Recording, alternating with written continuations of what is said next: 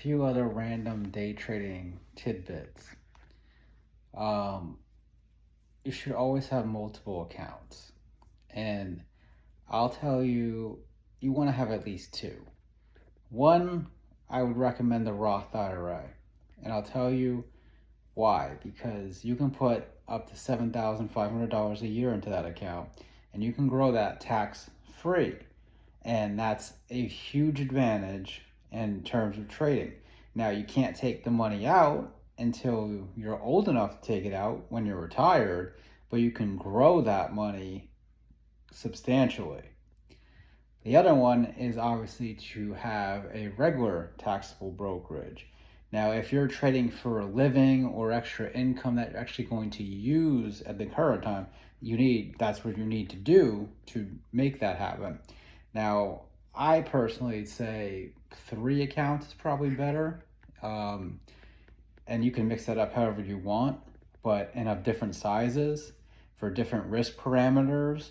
But I think that's the better idea because you can't YOLO in one account, and you can't, well, you could, but it would be really hard to blow up 3 different accounts at one particular time.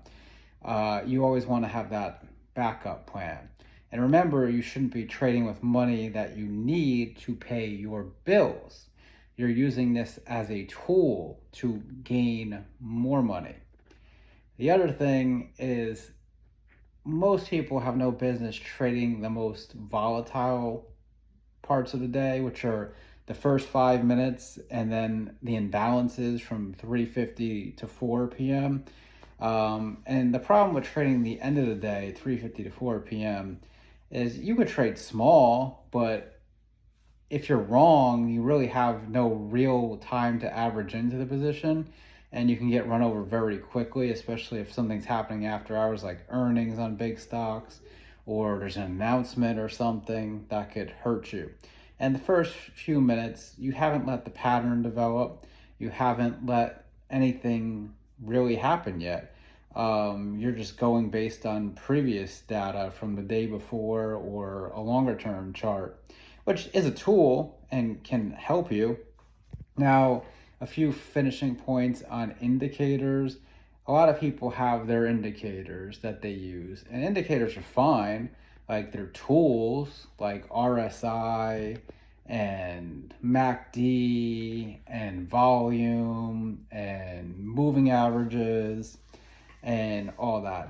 I mean, these can help you determine trends, but they're not going to tell you where the tops or bottoms are, which you don't need to catch the tops or the bottoms. You need to catch a wave. Like, you have to think of it as, I'm a surfer. I'm trying to catch a wave.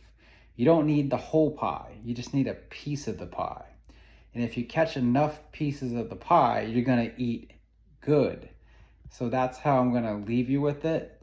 Now, I believe in the whole concept of day trades and dividends because I want to take my day trading, a good portion of my day trading profits, and roll them into assets that pay dividends for a passive income stream.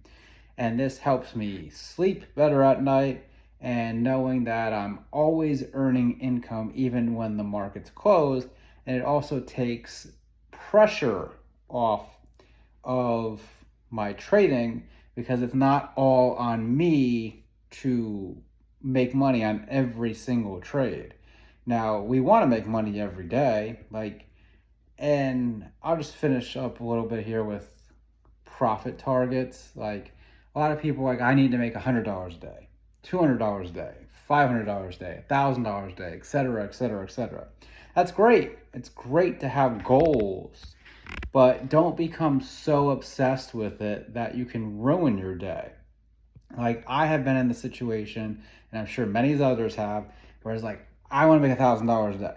And you're at like $950 or $980. And you're like, one more trade. I got to make that 1,000.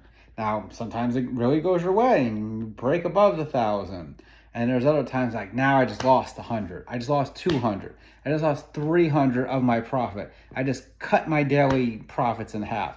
That's a crappy feeling. And now you're like, now I feel pressure to make more trades. So you have to just always focus on the best trades. Like, A+ setups are extremely rare. Like for you get 1 A+ setup a day, you are lucky. But there's a lot of B's. There's a lot of B minuses. Sometimes even C pluses. These trades can make you money. You just have to size accordingly.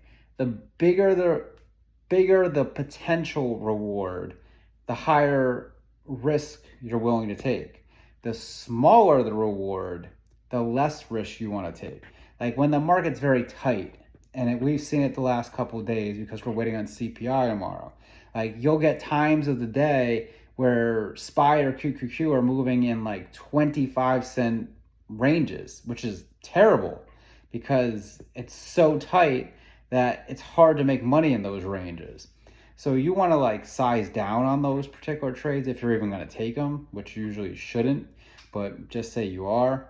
Now, if you're the type of person who gets deer in the headlights, or you're just so excited when the market opens, don't trade the open.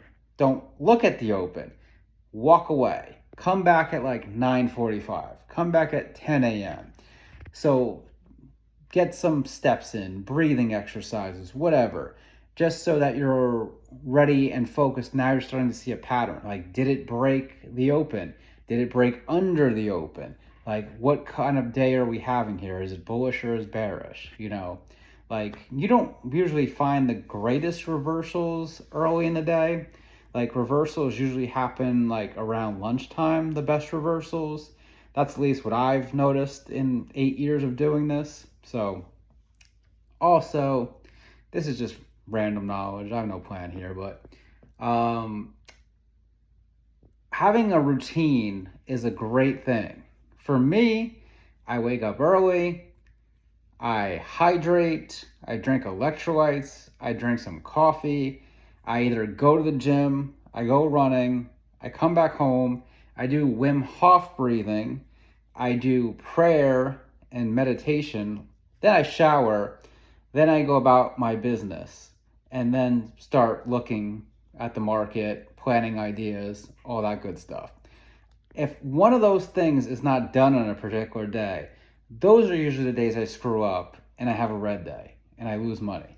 Because this one little thing, it's not a superstition thing, it's just flat out having a routine. I don't care what your routine is, but you want to have some kind of positive routine that takes the pressure off and makes you a healthier person, a smarter person, so you can make better decisions. So even on the bad days, don't quit. Keep moving forward. Keep learning. Write things down. Journal things. Keep track of your daily profits, losses, lessons, and then constantly look back at them. This is the best way to learn, is just to keep learning from your own experience. And then you can develop a strategy that's going to work for you as long as you can stick to it. And that's what's most important.